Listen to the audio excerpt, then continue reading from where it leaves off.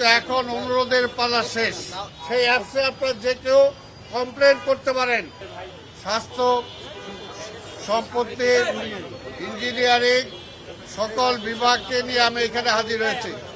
আপনারা জানেন যে আমি দায়িত্ব নেওয়ার পরে আপনাদেরকে নিয়ে বিভিন্ন এলাকায় গণশুনানি করেছি, পাবলিক ডে দিয়েছি, মানুষের থেকে সমস্যা শুনেছি। এখন হলো এতদিন আমি বারবার অনুরোধ করেছি, কিন্তু এখন অনুরোধের পালা শেষ। ব্রেকিং নিউজ, এয়ারটেল এখন সার্কেল। এখন আজকে থেকে প্রশাসন মাঠ পর্যায়ে কাজ করবে এবং মাঠ পর্যায়ে যেগুলো যারা সিটি কর্পোরেশনের আইন না মানবে, সরকারের আইন না মানবে, তাদের বিরুদ্ধে আমরা ব্যবস্থা গ্রহণ করব। এছাড়া এই নগরকে বাঁচানোর আর কোনো উপায় নাই। আমরা বারবার অনুরোধ করছি যার যার এলাকায় পরিষ্কার পরিচ্ছন্ন থাকার জন্য। মার্কেটগুলো যারা আছে তাদের নিজেদের মার্কেট পরিষ্কার রাখার জন্য, তাদের সামনে রাস্তা পরিষ্কার রাখার জন্য। কিন্তু আমরা বারবার অনুরোধ করার পরেও সেটা কার্যকর হচ্ছে না। কাজে এখন আজকে থেকে অভিযান শুরু হয়েছে।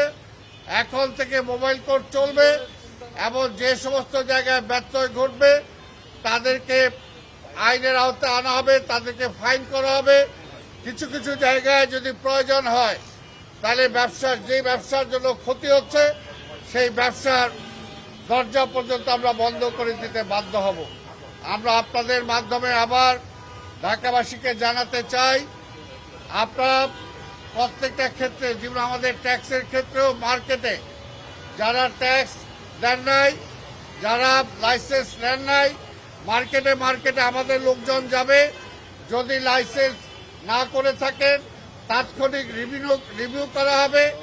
তাৎক্ষণিক রিনিউ করার পরেও যদি কোনো ব্যত্যয় ঘটে তাহলে সেই মার্কেট, সেই ব্যবসা সেখানে পরিচালনা করা যাবে না।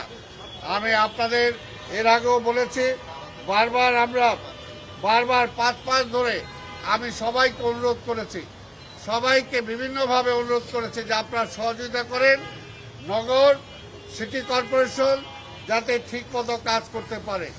আজকে আমাদের পরিষ্কার পরিচ্ছন্নতার উপরে আজকে মশক নিধনের যে কর্মসূচি সেগুলো মাঠ পর্যায়ে থাকবে।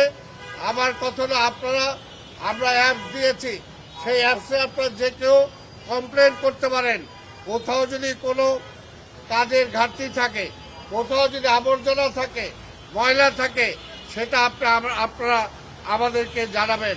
পাশাপাশি আমরা অনুরোধ করব আপনারা নিজেরাও সেগুলো সচেতন থাকবেন, কারণ এই ময়লা পড়ে থেকে 3 দিন যদি পড়ে থাকে, চতুর্থ পঞ্চম দিন সেখানে অ্যাডিসের মশা লার্ভা সেখানে জন্মায়।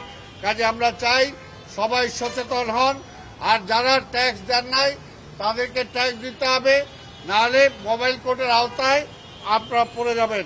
অর্থাৎ আমরা সমন্বিত একটা অ্যাকশন আমরা যেতে চাই।